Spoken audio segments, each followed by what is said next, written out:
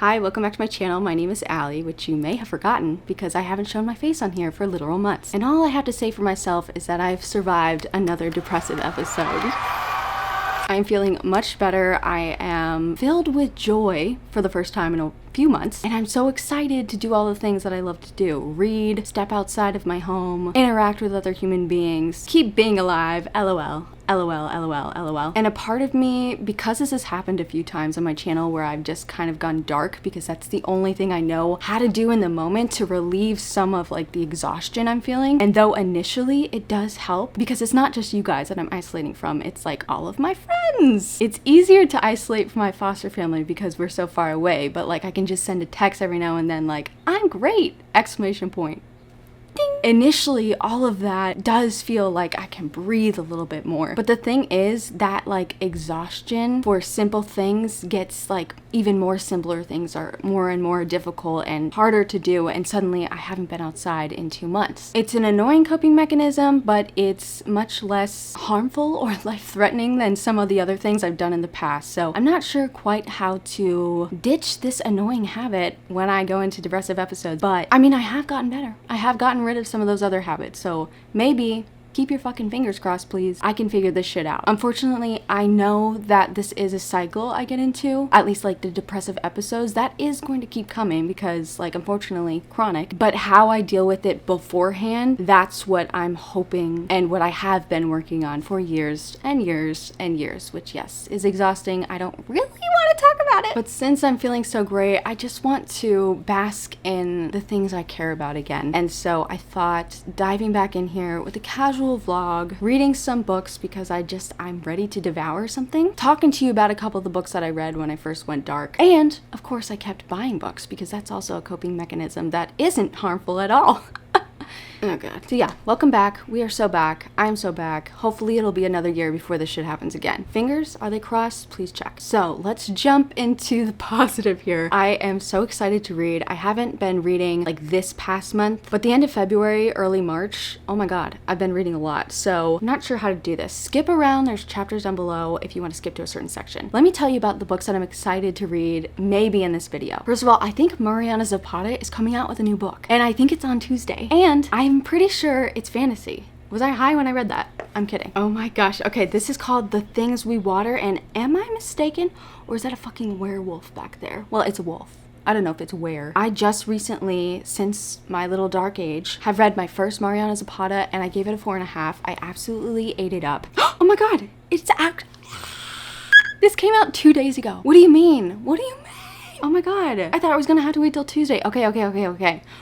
Nina Popoko needs help. So much of it. Girl, same. We might have to start with this. I have been in a fantasy romance mood, as you will see by the books that I've purchased recently. It's gonna take a minute to figure out how to speak again. So like, I think we're gonna have to start there. Other books that I'm very interested in, I actually do want to talk about the books that I've hauled because maybe something's gonna jump out at me. All right, welcome to the book haul portion of this video. I'm going to be very brief. I'm only gonna tell you what I know like in this moment. I may have known more when I purchased it. I may have not. But like what I remember right now. Let's see. Let's do this real quick. I have The Lamb by Lucy Rose. I'm pretty sure this is about cannibalism. Our Infinite Fates by Laura Steven. Stunning. So pretty. Maybe that's all love is in the end. An endless tempting of fate? Wait a minute, do I have to read this right now? From what I can remember, this is about like love interests over the spans of different lifetimes, like a reincarnation kind of thing. That is one of my favorite things to read about, and I don't read about it often. So this is going in the pile of need to read ASAP. Also need to read ASAP is Don't Let the Forest In by C.G. Drews. Everyone I've heard talk about this loves it, from what I can remember. I'm mostly basing this on Gabby's video where she read it and it's like her favorite book of the year so far. I don't quite remember what the synopsis is, but I think it's YA horror, but maybe supernatural. Look at the back of this book. I kind of wish that was what the front of the book looks like. It's very creepy, but romantic and bloody. Thomas had no idea that Andrew would do anything for him, protect him, lie for him, kill for him. I love a simp. Next up, the Book of Asriel. This is embarrassing. I don't know what this is about. I know it's a fantasy romance that's very popular. I think it's probably two spunky characters that don't like each other, and then he ends up being a complete simp for her. That story is never gonna get boring for me. I eat it up every time. I have heard, maybe I'm mixing this up with something else.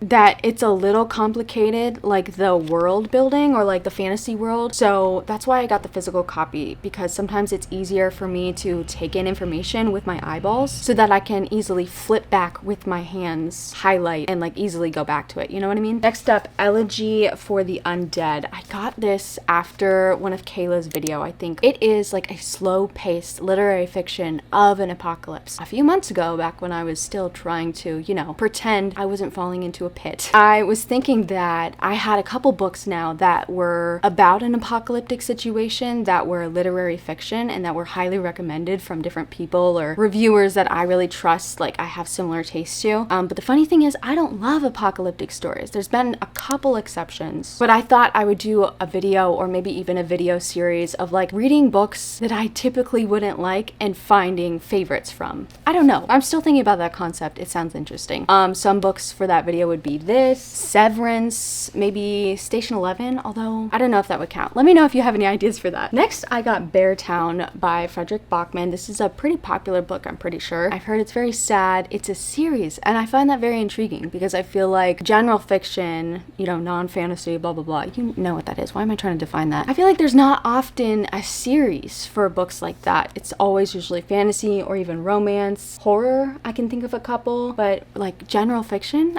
I don't even know what that would look like. It sounds really fascinating, and it feels like something where I could really latch onto the characters in a contemporary setting, which sounds like fun. But also I hear that there's some dark things in here, so we'll see.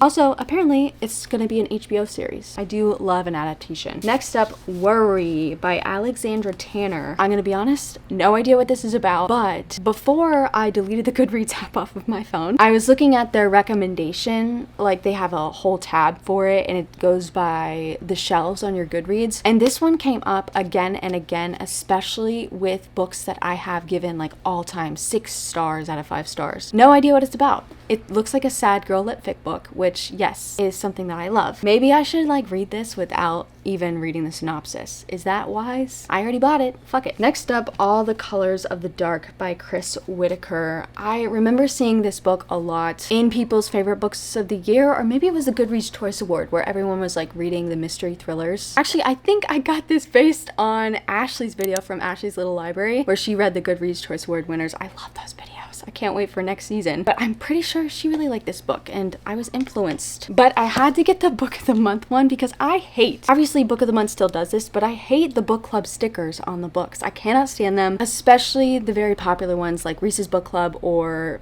the Jenna's Book Club. I like their picks, I like their books, they seem like nice people. Get your fucking sticker off my books. So at least Book of the Month, or one I'm going to talk about next, they like put them over to the corner, they make the colors match, there's some sort of effort to blending it into the book that doesn't completely ruin it. So I have a few that I've gotten from other book services so that I could avoid the sticker. What I know about this, I've completely forgotten. I'm sorry. I just realized I was supposed to be telling you that. No idea. It's a mystery, but I think by the size of it, it might be a little bit more literary leaning. I'm now making shit up. Good Girl by Aria Aber. I read a few chapters of this in my last video 100 years ago, and I absolutely loved it. I was listening to the audiobook. The audiobook was wonderful, and I think this is going to be one that I do a dual experience with because they were referencing a lot of things, historical things they had mentioned, but also geographical things mentioned. And I'm not very knowledgeable about much, okay?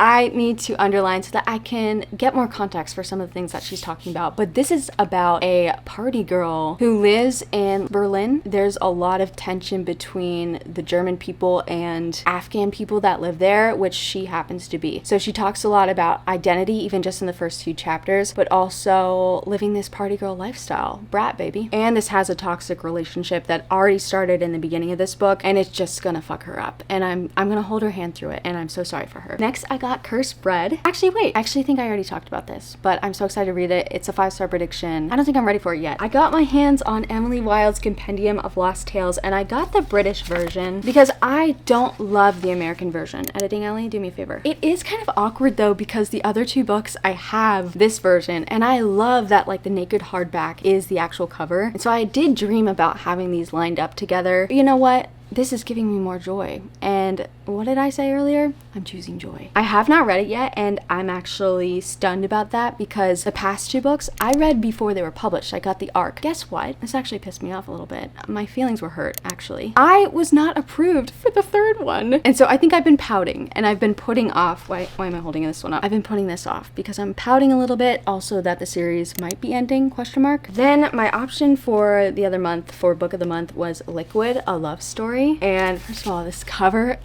got me, okay? It did all the work for book of the month. I love a spreadsheet. I work with spreadsheets every single day for my job. Oh, also it matches my nails. But I also kind of like how the book of the month sticker blends into this. I do remember hearing someone talk about this, and I did read the synopsis before I picked it as my book choice. However, I'm gonna be honest, I don't remember much. I feel like she makes a spreadsheet of like potential guys, and she goes like on a bunch of dates. But from the look of it, I assume this is a little bit more like introspective and not more romancy. But I would love those 2 things together. Let's pray and hope. Next up, I got The Conditions of Will. Oh, my heart just skipped a beat.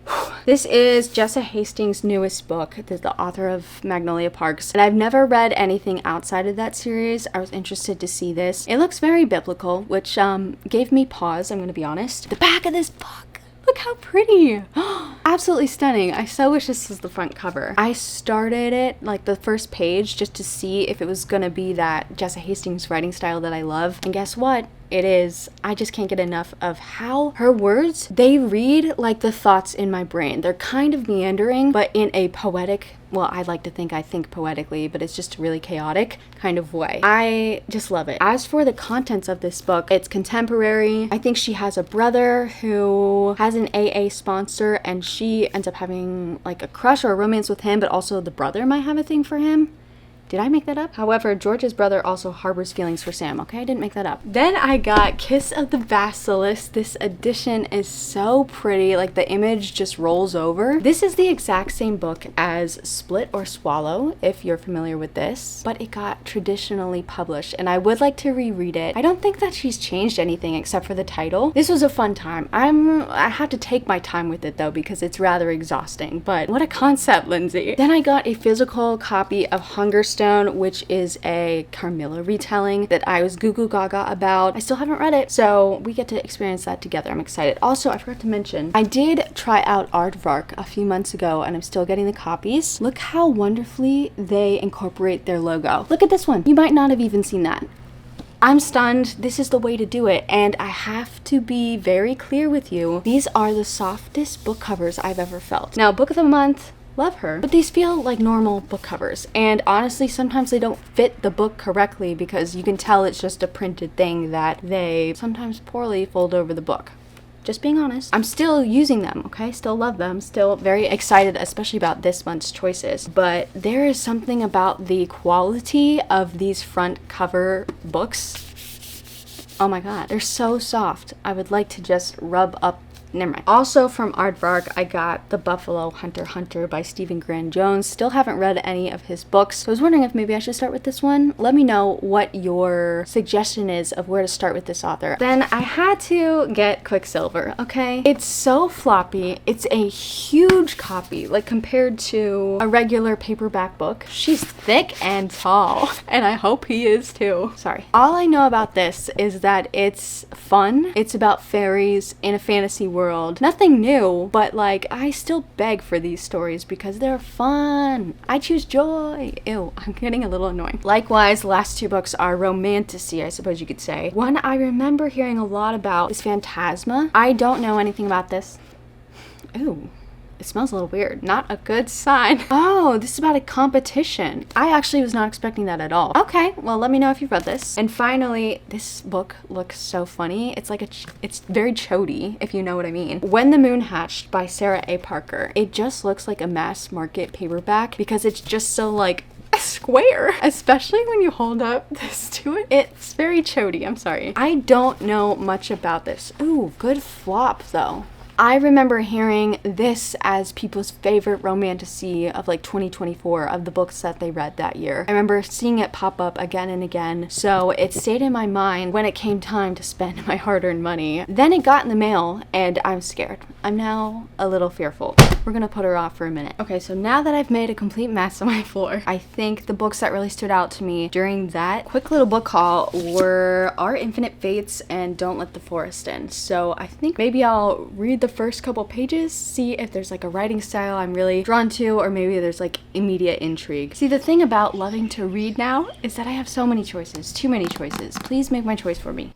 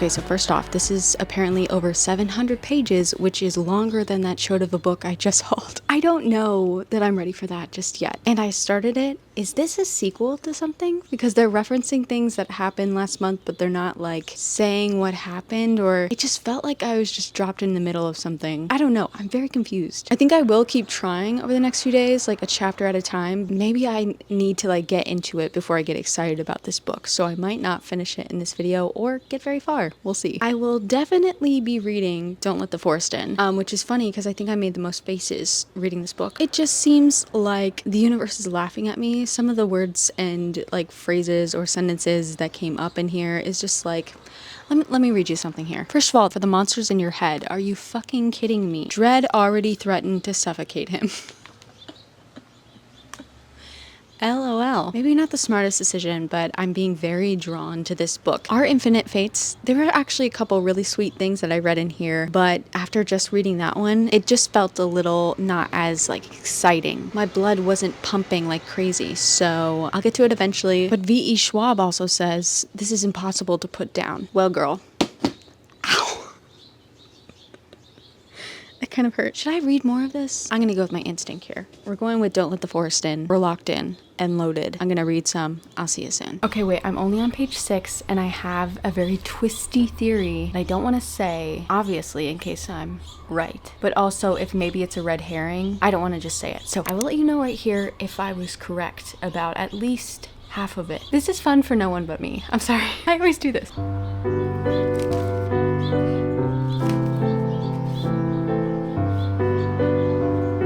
All right, this is gonna be a little harder than I thought it was gonna be. Not this book, but like reading. So I am now 47 pages in and I've underlined quite a few things. Mostly anything that this character says that is like so simpy. I fucking eat it up. But almost immediately, the intrigue that I had was I don't know. There's something not clicking with me anymore. And now I don't want to like waste my first read back on this book that I might just give a 3.5. I feel so rude. It's reminding me at this point of a very popular like YA book that I don't want to say just in case the twist I'm thinking of is very similar. And it's also reminding me of this book that I recently read, which does have Morse code in it. That was really fun. Look at that. That's so fun. But yeah, this was like a 3-star. So I'm getting a little nervous. So maybe this won't be a full reading vlog. Maybe this is just a trying to keep reading vlog. Oh God. But also, what if this ends up being... Okay, Allie, can you shut up for a second? Alright guys, I've decided that the time has come to go touch some literal grass. I'm gonna go for my first walk in probably since the last time it was in my last vlog. It's been a while since I've been outside, and you know what? Every time I go back outside for a little walk, I'm suddenly like, this is the answer to all of life's problems. So let it be the solution to this one.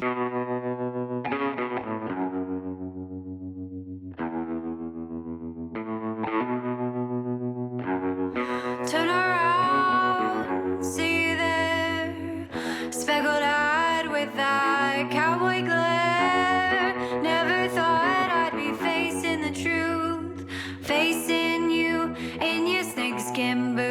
with your hat pulled down below your eyes.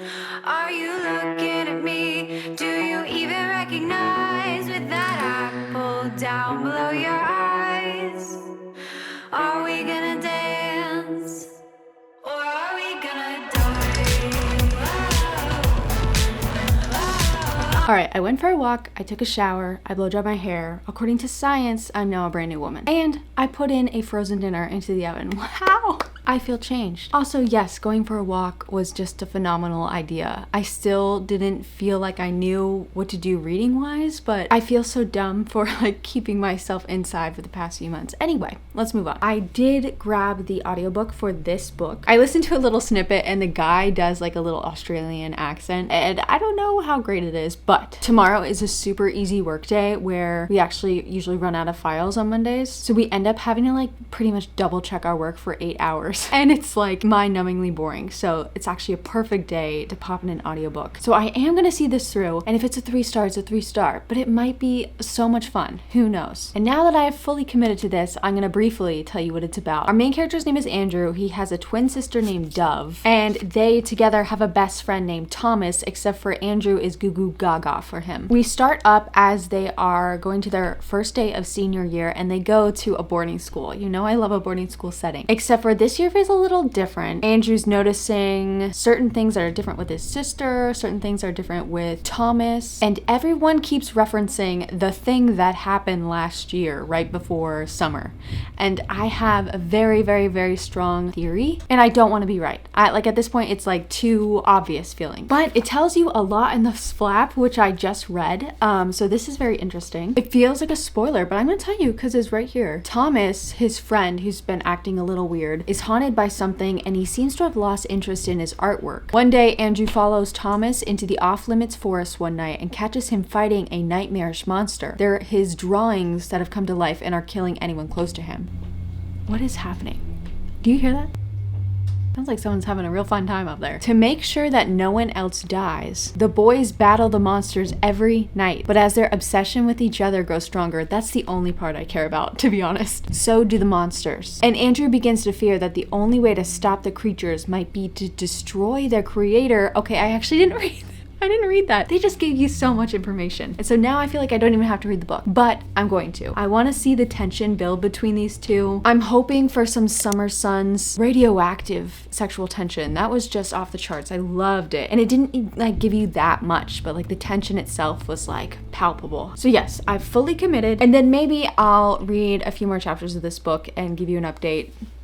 I don't know. We'll see. This is going to be a long one, okay? We're just gonna go with it. We're back. Hi, welcome to Monday. Guess what? This is turning out to be a fantastic day. And it's only 11:30. Oh my god. I did listen to some of Don't Let the Forest In while I was working, but the audiobook doesn't truly encapsulate some of the things that are happening in here. First of all, there's illustrations. Hello. And there's certain things that like the audiobook was doing that I could tell something was happening interestingly on the page, because there are like these monsters. Some things that are said are clearly not in Andrew, our main character's voice, and I can't tell if it's coming from the monster like it's actually in like quotation marks, or if it's like a thought or what. So I needed to just pause it, wait till after work to read it. And guess what?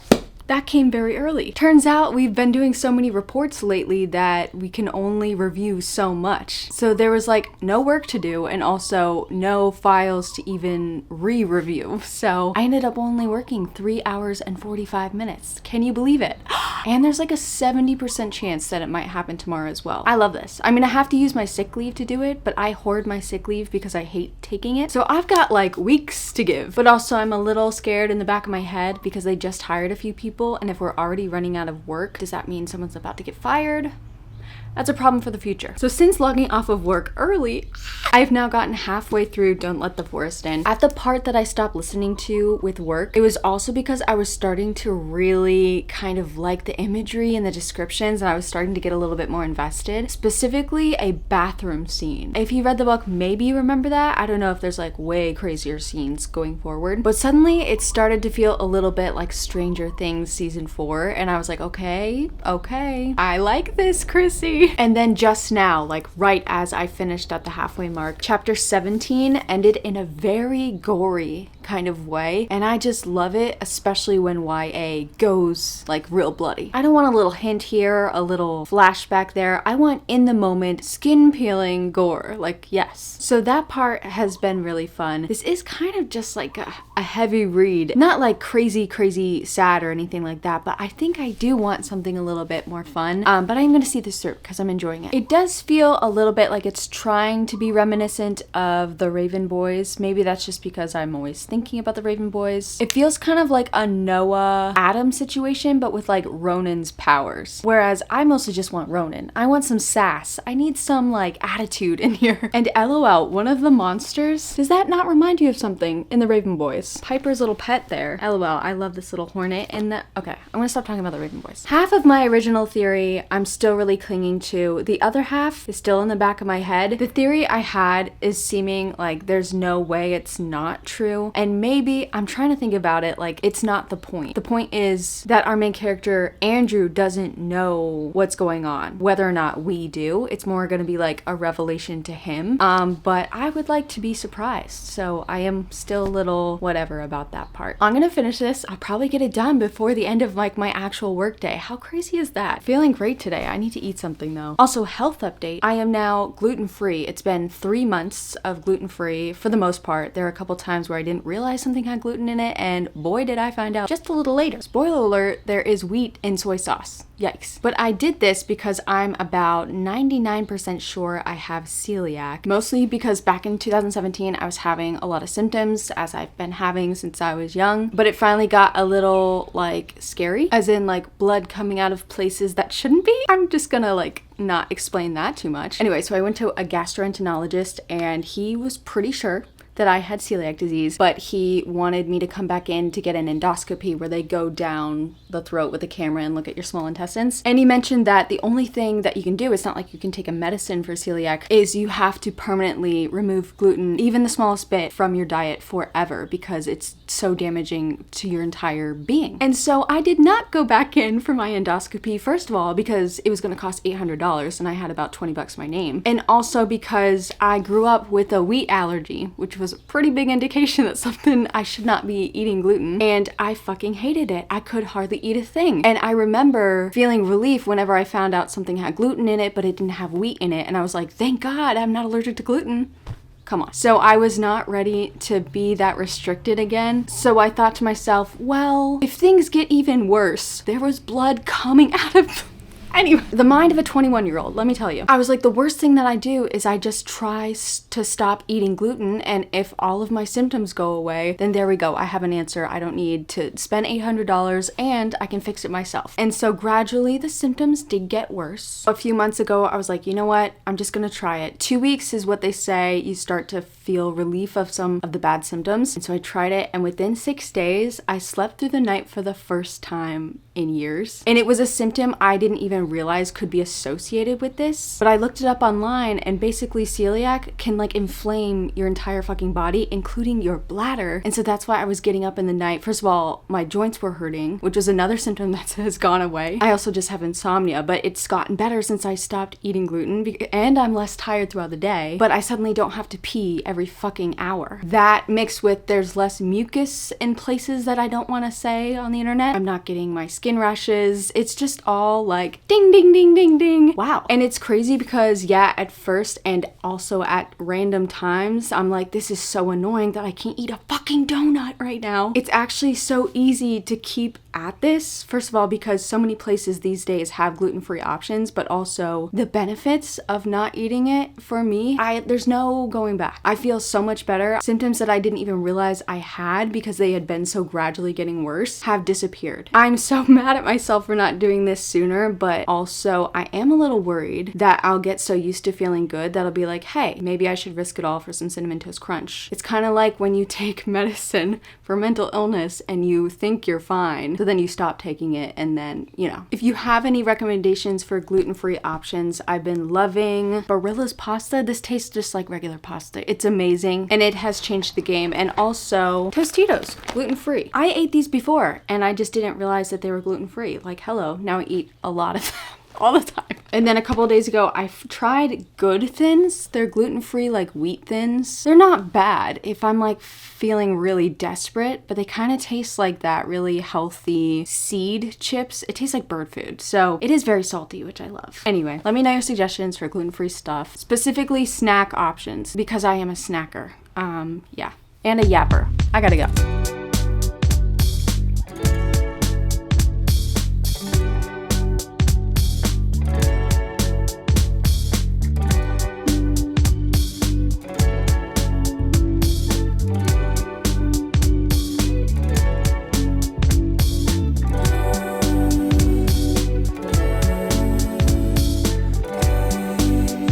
I think I'm about to be proved right. One of my theories. Let's see.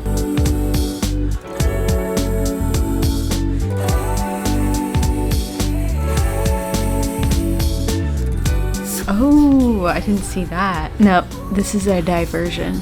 I think the other part of my theory is actually going to come in now.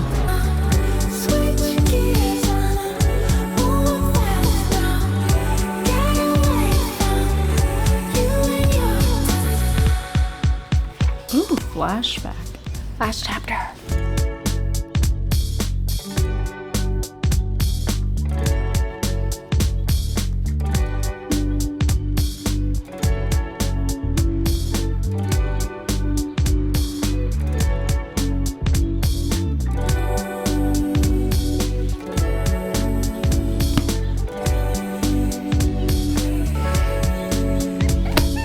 Okay, I just finished and I have to be brief because I closed all the windows so that it wouldn't be too noisy and it's already getting hot. But wow, the last chapter made me think, and it honestly brought it up to a 3.5. It was feeling more like a 3, still enjoyable, which I'll talk about in a second, but like that last chapter, the ambiguity of it, and like I could think about it in a few different ways. Like that is the shit I love. Overall positives of this book, I will always love writing that is super heavy on figurative language. I think this book mixed with the sort of angsty emo like overall flavor of it was a tiny bit much, but like I will never wish that the writing was more boring, like obviously. That being said, I literally wrote at one point, is this Tumblr 2010? And by that I mean it is a little overdramatic, it is a little emo, but some of the language is kind of making it romanticized. So like this sentence is what made me say the Tumblr thing. This is all they were at the end of it all, boys with stomachs empty and concave, waiting to be filled by wickwood and forests and rot. And I know it's not doing that. I feel like there's a very fine line when you are being dramatic and angsty and emo in your writing and romanticizing some of the,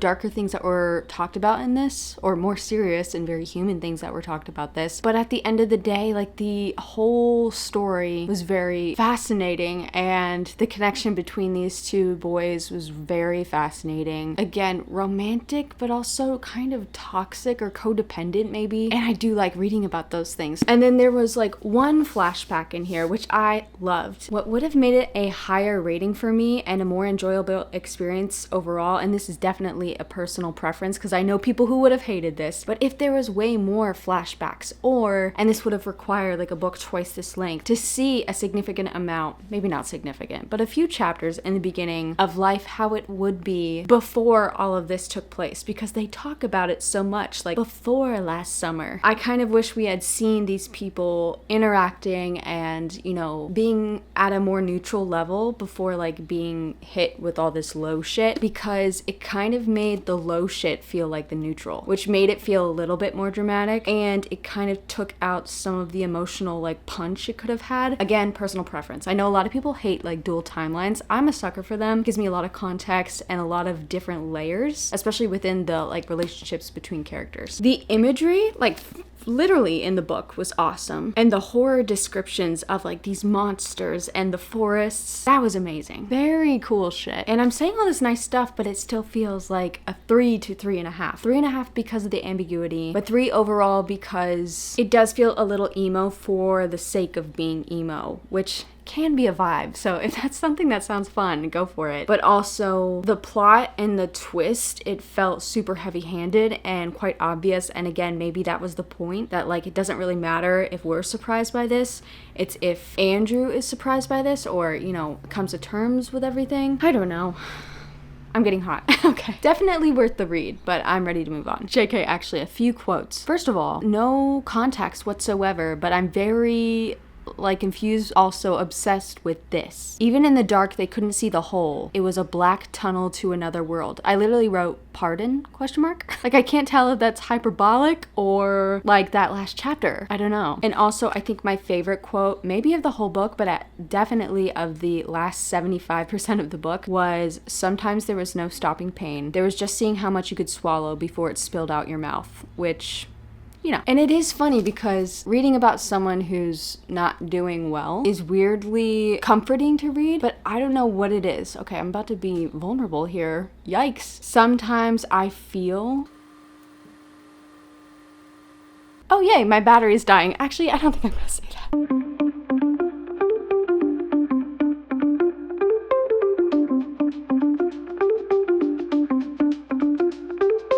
I do want to talk very, very briefly about the books that I've read since last time seeing you. I'm going to be very brief, like briefer than I was with the book hauls. That's my hope and dream. Like I said earlier, I read Where Sleeping Girls Lie. I think I also said that I gave it a 3, maybe 3.25. I love a boarding school setting. Maybe I'll tell you like a couple of things I loved very briefly, a couple things I didn't. Love this author's writing, my first time reading her. I didn't like how sort of meandering the plot was. And if I remember correctly, we only saw her in class like 1 or 2 times, which was kind of weird. I just wonder if maybe I'm not a fan of like mystery.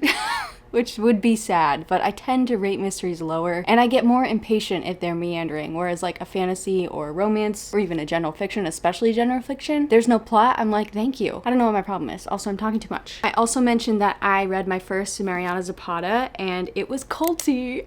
I've heard a lot about this, mostly that the main character says the word poop in here like 100 times, and they weren't lying. I loved, first of all, I clocked this so embarrassingly early as a Twilight fanfiction, and I looked it up, and I do that all the time, and it's never right. It was fucking right. This is Twilight fanfiction. I'm sorry. So that made me instantly fall in love with this author, because I was like, girl. And apparently more of her books are Twilight fanfiction. Maybe other fanfictions. Overall, though, the dude in here, I feel like I don't really, like I have fun with the characters liking each other. This man, culty? Time to get a new spot, I got one in mind. You know how like the mid-book freakout tag always has like book boyfriend of the year? So far, we have a #1 contender. The funny thing about Mariana Zapata, though, is I always hear about how slow burn her books are, and this definitely was true. But then at the very end, like, they decided to do, like, back-to-back-to-back sex scenes, like, all in one session, and it was like, whoa, whoa, whoa, whoa. Feels a little bit more like, oh, we had to get through all the plot, and then bam, we're hit with an avalanche. So I'm interested to see how she fits in sex with the rest of her book. Is that a weird thing to wonder? I don't see the problem. Oh, I gave this 4.5. Like, it was really good. I also gave between a 4 and a 4.5 to We Have Always Lived in the Castle. I really enjoyed it. First of all, as a classic, it was very accessible. Love that. And it was very vague and weird the way it was written, so that I really want to reread this multiple times, but like try to think of a different twist that's going on in the background. I don't know how to explain that. Like, this is a book I have so many theories about. Mostly, I love the setting and our main character, how isolated she was, but also how isolating the setting was. But also there's just this bizarre flavor in here because it is through the eyes of a child, and you can't tell, like, sometimes you can't tell. I don't know. At the end of every day, you know what? This was a 5-star prediction at one point. I have been plagued in 2025. Also, you know, since I've been a reader. I don't know why I'm being so dramatic. By books that the first half is like, this is made for me. There's no way this is going to be less than a 5-star. It's happened multiple times this year. I think there's another one down here. And here we are again. And I'm so, so sad. I loved this author's writing, especially in the first half. It was very lit-fic, but also like a menacing quality, a little mystery, but mostly just because this main character is kind of weird. And then I don't know. It lost lost me, and I can't really talk about why unless I go into a long explanation of the plot and the setting and the characters, and I just don't have the time,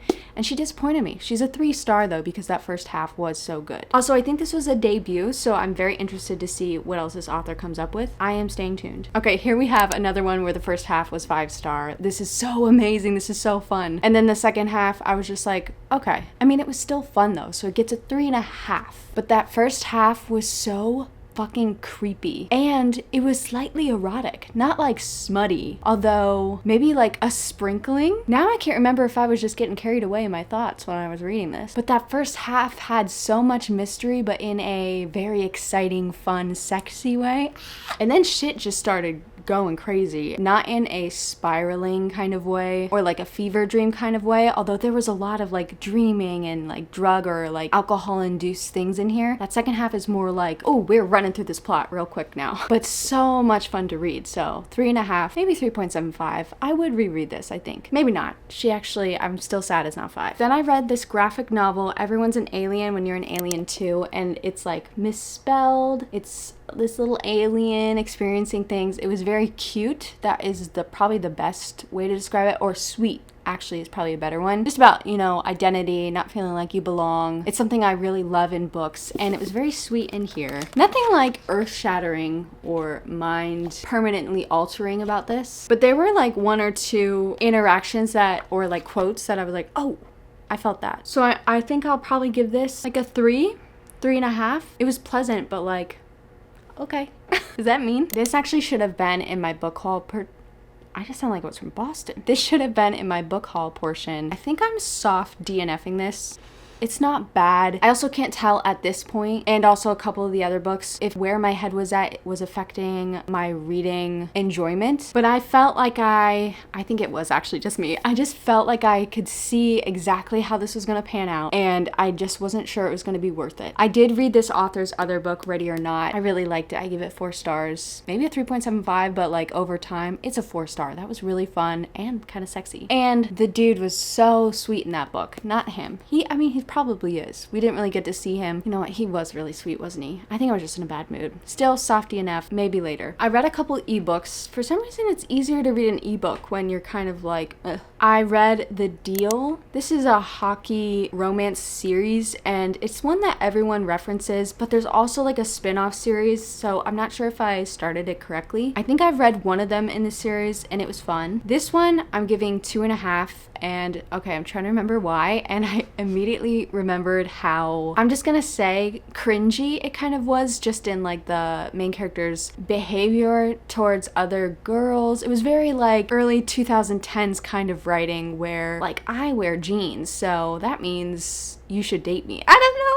don't know. But it was also kind of funny because of that. It just kept happening, those kind of things, those cringy things. And so it's just a testament. It's a history. It should be like in an art museum. Like, this is the Pick Me era mascot. But also it was fun, and it was very hot. That's where most of the rating comes from. And I think it was very sweet. Like, the 2 main characters, they felt really well together, and it was nice to read. Oh god, this book, God of Malice, I think. This is a dark romance. I was craving a dark romance. I tapped into what's like a deeper word for dark, like a abysmal. I don't think that's very nice sounding, but I read this first chapter. I had not prepared myself. Apparently it's like a famously first chapter. I had to put the book down. I was like, yeah, I'm never picking that book up again. It is not even dubcon. It's non-consensual. And it was just, I was like, how are we going to, and that question really sat with me. And then I looked up reviews, and they said, read past the first chapter, it gets sweeter, and they were right. I picked it back up, it does get sweeter. This guy does kind of turn into a simp, but also the main character kept repeatedly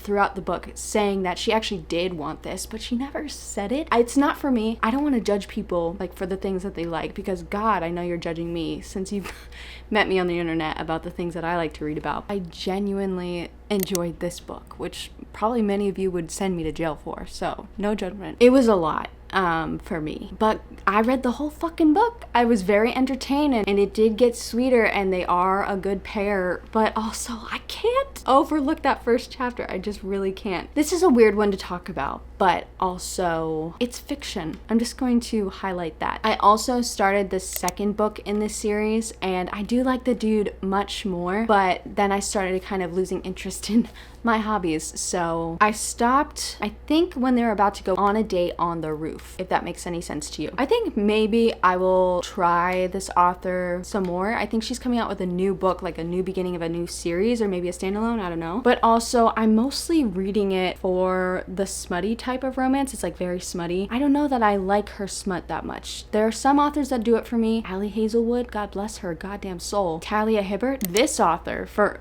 just like a random one, I was like, wow, this is my shit. Those are the ones that really pop into my head. But then there are some, like, I don't know, I try not to remember them. There's something mechanical about it in my head, and it just doesn't seem like very passionate writing.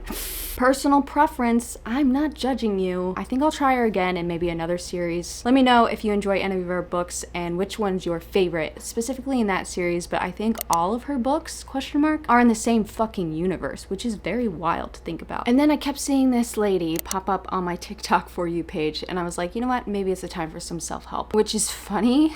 Like, self-help in general is funny, but I have loved it since I was literally in middle school. I used to go to the self-help section and just devour that shit. It was very nice for someone to tell me what to do. To be quite honest, I think that's what's in it for me. But also some of it sometimes tends to be helpful, especially if it's about like habit making, things like that. So I picked this book up. I think it's fine. I'm giving it, I wrote this down, hold on. Oh, I gave it a 3-star. I think it's a great concept. It's one that a lot of people have talked about. It's basically like emotional detachment. You let them, aka anyone you're talking about, or a thing, honestly, sometimes that works, just do whatever the fuck they want. You can't control another human being. You can only control yourself. I think that's a great thing to know. I think it's really important. I remember when I first kind of tried to do it, it was like groundbreaking. And so if you're already familiar with like attachment kind of stuff, or at least this concept, I think this might feel a little repetitive. The book is also a little repetitive in itself because there's like not that much more to say about it than a few examples or things like that, which were nice to read, especially how they affected the author. I think that's what I like self-help for too, is when an author really goes into like their family life or how they deal with things or problems that they have had and they have fixed it, so that I can say, oh my god, people have problems and they are actually able to work on them and get better. What a concept. Oh my god, I can't shut up. Yeah, a little repetitive. Also, it's funny because she's talking about not controlling other people, but some of the chapters where she's talking about it, it's mostly about how you not changing other people change other people. So I don't know how helpful that is to other people, but maybe it is. I don't know. It seemed a little funny to me. Also funny now is that where you are in your life when you read self-help is just the funniest thing. So if I'm, for example, in a depressive episode and I am thinking, okay, I will let them. You could use that for anything. You could use that for possibly not great situations. It's just funny how it depends on where your head is, where your self is, how helpful self-help is. Anyway, I read The Midnight Girls. This took me so long to finish. I'm giving it 3 stars. I really liked the magic stuff in here. I really liked the woodsy descriptions. It felt like a woodsy kind of magic. And I really, really would like to read more from this author because it was just like I was zapped in for that aspect alone. And then as the story went on, it was just fun. It was like a nice chill book. The plot seemed steady, not too rushed, but still there was things going on. The thing that really bugged me the most, especially at the beginning, well, really at the beginning it set this off, and then I was like, I can't believe this now, is that these 2 girls are supposed to have bonded on this like overnight train, and it's a 2-week-long train. If my memory serves correctly, we only get about a page or 2 where they're on this train together, and then afterwards they're like, we bonded so much. We had like a description of one night of them having their first conversation, or like their first bonding session, and suddenly they're so sad to part ways. Like, I am like a romance lover, so I want to see the bond build. I just don't want to see you tell me that, I don't know. It seemed kind of like a way for them to fast forward this and get the stakes really high, but like the stakes didn't get built. But I also really love the different kinds of relationships that were talked about in here, especially the one between the main characters. They had like a witch that they were sort of servants to. The relationships between that dynamic, yikes, that was fun to read about, which is a weird way to say that. It was very intriguing. I genuinely hope that it was my horrible mood happening that is why I gave this a 3-star, because I've heard so much great things about this book. The hype was so real and I've been so excited to read it. I fucking hope it was my head, because this was so boring. It was so boring. And then at the end, the author like threw in a bunch of surprises or twists, and I'm sitting here like, okay, well, why couldn't you do that in the whole book? It was almost like a pity twist. I think it might have been me. Again, maybe it's mystery I just don't enjoy. That slow pacing, that's really sad to hear. It might not be true. And then let's get a round of applause. We have my first and only 5-star read of 2025, and that is Mary Jane. I've been recommended this a couple of times, and I bought it a couple years ago after the first time someone was like, hey, you should read this. I'm very easily influenced. But I was putting it off because I was scared that this young girl was gonna get taken advantage of, or maybe like her parents were going to harm her, or she was gonna betray herself, and I just wasn't ready for the heartache of those possibilities. But this was very sweet. This is a sweet book. It was very cozy. I'm gonna reread it, like maybe listen to the audiobook. Also, I did like a combo, and even though there's singing in here, which is something that just gives me the ick so fast, especially in an audiobook when they start no, it usually is like I actually really didn't mind. Like I didn't even think like, oh god, I'm about to be cringed out. I was just so into it that it just happened. I was like, huh. It wasn't the best part of the book, but I like didn't mind it. But this made me cry like happy tears. It was just so sweet for like a found family situation, but also there was a bittersweet to it because the plot, there basically is none, is just the passage of time. It's like over this one summer where I think she's like 12, goes and babysits for this family. The closer we get to the end of the summer, it's just so sad to think about. Even in the happiest times, life is never going to be the same. Like even if you all get together again, things are going to change. Dynamics are going to change. It's deeply depressing, but like the least depressing book I've ever read. Just that concept is depressing for me on my own. But so sweet. And this was set in the 70s, but she was raised or is being raised by a very like housewifey 50s style mom or dad and parents. Those are what those are. Sorry, you don't have any. Allie, calm down. And so she knows how to cook. She's 12 years old and she's making like chicken citrus or whatever this is called. She's like cooking for this family, cleaning for this family, and it made me want to get my shit together, to be honest, which is sad because how can my idol be a 12-year-old girl? I'm like putting so much pressure on her to teach me how to be an adult. She's not even an adult. I am. Not acting like it, but so sweet. Not much plot, in case you do like plot. Not much going on. Just really like cozy. It's exactly what I needed to read in that moment too. Also, I think this author is coming out with a new book this month, so I'm gonna have to read it. And then I read 2 audiobooks from the library, and these were 2 instances where I just started reading it to try it out because my loan was about to end, and then I couldn't just stop listening. First up, we have 3 Days in June. This one was very short, and it was very chill. It's kind of got a similar vibe to Mary Jane. It's just about people living their lives. Also, I'm realizing I'm not doing a wrap up, but I'm giving this, I think I gave it 4.5 stars. It was, again, so cozy. It was also like an older woman's perspective, all about family, but she's still learning lessons in her mature age. I hope that wasn't offensive. And that gives me hope, okay? But also, I think my favorite part about this was how the author weaved in the past, and it wasn't like full flashbacks. It was just very well done. And then I read Penitence. I gave this maybe 4.25 stars. I think it was very good. It felt very long, but I was mostly sitting in one spot trying to listen to it in like 2 sittings, so maybe that's why. This was drama, but also chill. Lots going on, family shit, children murdering other children, but also everyone you kind of like, but you also dislike everyone. And people do some horrible things in this book, but you see the nuance in it and how everyone, well, I'm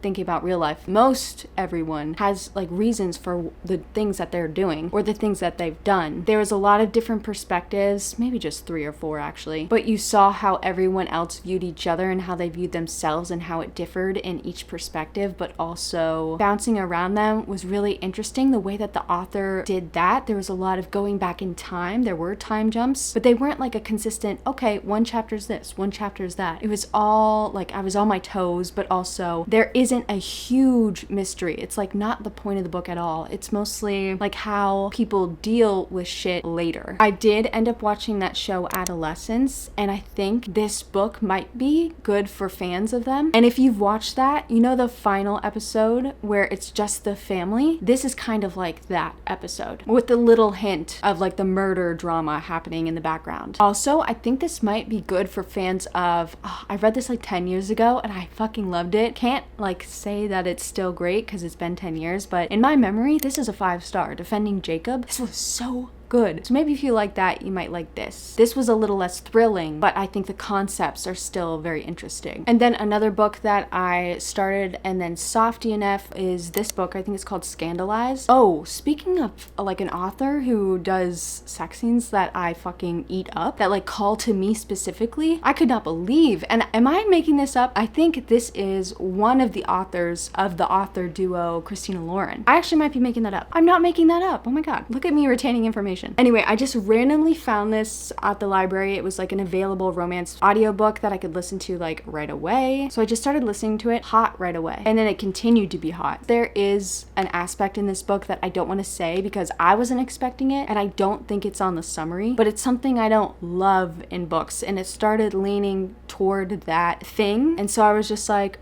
you know, I got what I wanted out of this. Ovulation's over. I will reread maybe the first half of this forever. But eventually I think I will finish this, so it's a soft DNF. And then very fucking quickly, I can't believe how much time I've spent on this. This is just supposed to be like a 5-star, 4-star, 3.5-star. I'm in the middle of Ghost Roots. These are short stories and they're sort of horror leaning. These are fucking good. And I do expect this to be at least a 4.5. These have been so good so far. I think I've only read like 4. Phenomenal. And then I am about halfway through Pachinko. I'm scared that I've kind of lost momentum because I set this down like over a month ago. Maybe I'll have to start it over from the beginning because it was feeling like a 5-star. I don't want to lose that just because I put it off for so long in the middle of the book. But yes, it's phenomenal. Everyone knows this. And I'm in the middle of the second book in that hockey romance series I was talking about before. I think the author must have heard someone say, please, you need to fix these pick-me attributes, because this one was much better, and I'm hoping it gets like better and better throughout the series. I really like this main character. It's an interesting series of events. Like I'm only halfway through, but it doesn't go your like typical arc. Like they kind of hook up and get together, and then there's a big like summer break where they didn't talk at all, and she's like, I never want to speak to you again. And now he's like groveling and trying to get her back. So I thought that was an interesting kind of like plot difference than usual romance books that I read. And then I put it down just because I put literally everything down. And so I'm hoping to get back to it soon. Okay, golly. I really needed to yap, didn't I? If you have any questions about those books, also let me know your reading for any of them, or if you liked the ones that I liked, any recommendations. I always give you so much homework in my videos. I'm so sorry. If you ever see that my tongue is like red or orange or yellow, just assume that I've just had Starburst and a Monster, probably at the same time. Originally, I had planned to read at least one more book in this vlog, but good news, I actually only worked another 3 hours and 45 minutes a day. So I've been rough editing the video so far, and we are at the hour mark, I think. I think I've yapped enough for one video, but also a good reminder to me to take my fucking time. Especially because I was so nervous at the beginning of this video. Well, I was so excited at the beginning, and then I started to get in my head too much, as I fucking tend to do. I think I was just nervous. I'm not gonna be at my peak right now. I gotta take it slow, and I'm honestly glad that the book that I read in this vlog wasn't like a new all-time favorite, because it would have probably given me a false sense of security for the future. But it's a great reminder to me that just because a book didn't absolutely like floor me down and make me sob or laugh and giggle with delight like the entire time, I still have a great time. I still have so much to think about it, and now so much to say about it with all of you. So wow, this video did exactly what I intended it to, which was just to dip my toes back in. So yeah, we're gonna wrap this up right here, but since I'm talking about like things I've been up to, let me quickly tell you, oh god, I can't shut up. Some of the things I've been watching or listening to. First of all, I binged the first season of Severance, I think while I was still online. I just throw up a peace sign. Honestly, I think that might be the best season of television possibly ever. That was so fucking good. If you have any like book recommendations that fit the Severance kind of thing, please hit me up. And then I binged the second season, which that last episode was perfect, but the rest of the season, it did like take its fucking time. I think it was trying to focus on being like aesthetically beautiful. And so there were times, especially early on, I was like, okay, come on. Devour feculence. But it was still wonderful, and I love that show. It's one of my all-time favorites now. And then just last week, I binged The Bear season 1, which was stressful, but oh so good. Oh my god.